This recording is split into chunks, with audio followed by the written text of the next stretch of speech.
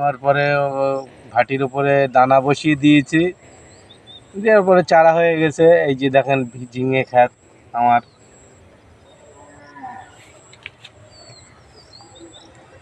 তো দারুণ ফলন কেমন হয়েছে দাদা এবার তোমার?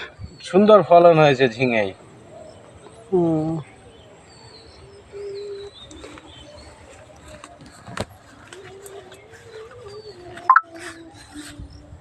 এই যে ঝিঙের ফলনটা দেখেন।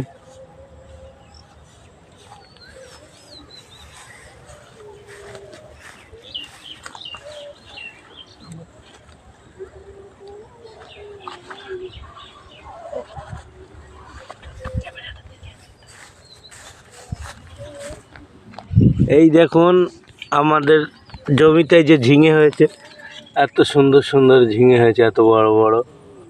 ওই দেখুন চারিদিকে ঝুলছে ঝিঙে।